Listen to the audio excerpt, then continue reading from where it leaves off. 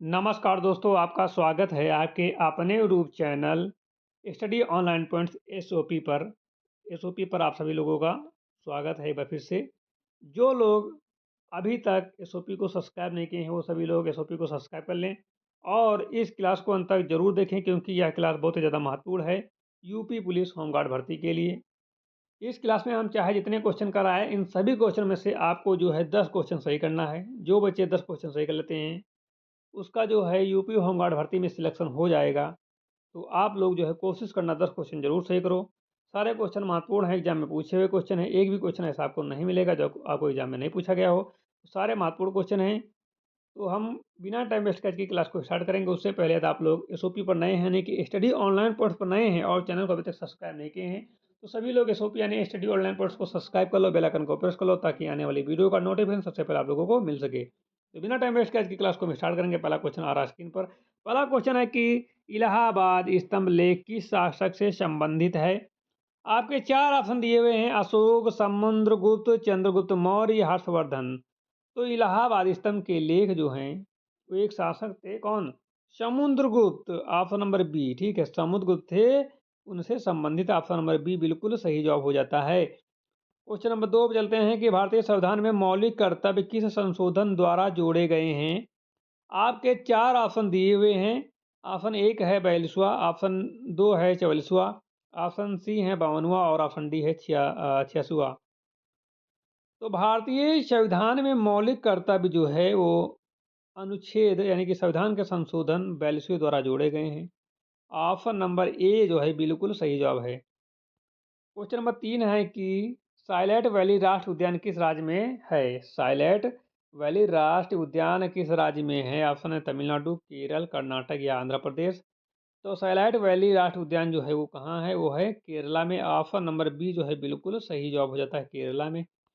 अगला क्वेश्चन है कार्य वर्ग का एसआई मात्रक क्या है। एसआई मात्रक क्या होता है? कार्य का न्यूटन, जूल, वाट या पास्कल।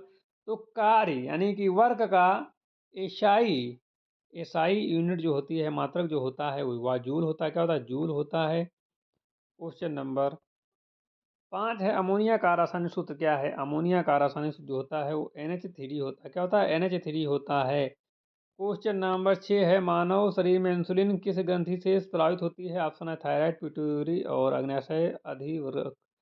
तो मानव शरीर में इंसुलिन जो है वो अग्न्याशय ग्रंथि से स्रावित होती है। ऑप्शन नंबर सी बिल्कुल सही जवाब है। अगला क्वेश्चन है इनकलाब जिंदाबाद का नारा किसने लोकप्रिय किया। इनकलाब जिंदाबाद का नारा किसने लोकप्रिय किया। महात्मा गांधी, भगत सिंह, सुभाष चंद्र बोस या नेहरू जी। तो ये जो लोकप्रिय किए थे, ये भगत सिंह ने किया था। ऑप्शन नंबर बी बिल्कुल सही जवाब है।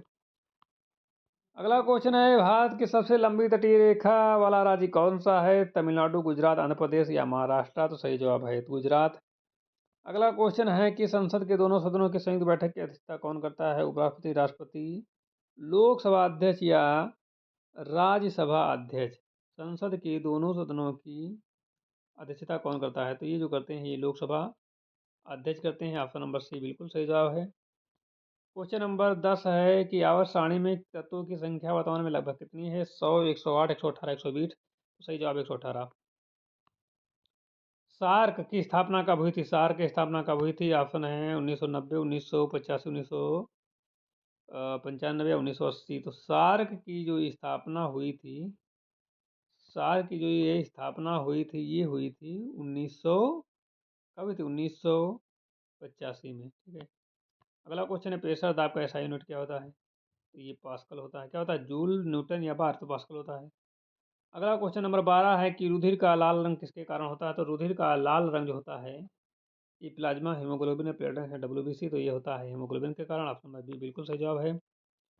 क्वेश्चन नंबर 15 है चिपको आंदोलन किस राज्य से शुरू हुआ था। 14 है क्वेश्चन नंबर चिपको आंदोलन किस राज्य से शुरू हुआ था। ये जो शुरू हुआ था ये उत्तराखंड से शुरू हुआ था। क्वेश्चन नंबर 15 है भारतीय संविधान में कितनी अनुसूचियाँ वर्तमान में है। तो वर्तमान में जो है 12 है, 10, 14 या 15। लेकिन 12 है। ठीक है।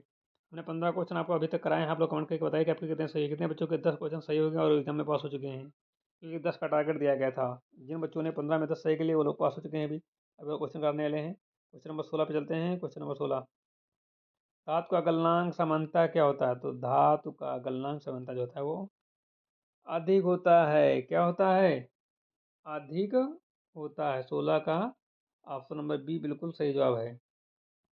17 नंबर है, साइमन कमीशन भारत कब आया था? साइमन कमीशन भारत कब आया था? तो ऑप्शन है 1925, 1927, 1928, 1930। तो साइमन कमीशन जो है 1928 में भारत आया था।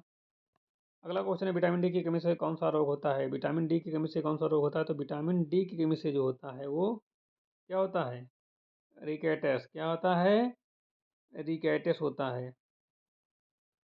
क्वेश्चन नंबर 19 है, पृथ्वी का के वायुमंडल की सबसे निचली परत कौन सी है? संताप, क्षोभ, आयनमंडल या मध्यमंडल? तो पृथ्वी के वायुमंडल की सबसे निचली परत जो होती है वो होती है क्षोभमंडल। ऑप्शन नंबर बी बिल्कुल सही जवाब है। क्या होती है? क्षोभमंडल। क्वेश्चन नंबर 20 है, नीति आयोग की स्थापना कब हुई थी? नीति आयोग की स्थापना कब हुई थी? तो ऑप्शन है 2012, 2014, 2015, 2016। तो नीति आयोग की स्थापना 2015 में हुई थी। इसका अध्यक्ष पूछे तो आपको बताना है प्रधानमंत्री जो होते हैं, ठीक है। तो आज की क्लास में 20 क्वेश्चन है। आपको क्लास अच्छी लगी हो तो लाइक कर देना, चैनल पर नया तो सब्सक्राइब कर लीजिए, बेल आइकन को प्रेस कर लीजिए ताकि आने वाली वीडियो का नोटिफिकेशन सबसे पहले आप लोग को मिल सके। धन्यवाद, मिलते हैं नई क्लास के साथ, तब तक के लिए जय हिंद।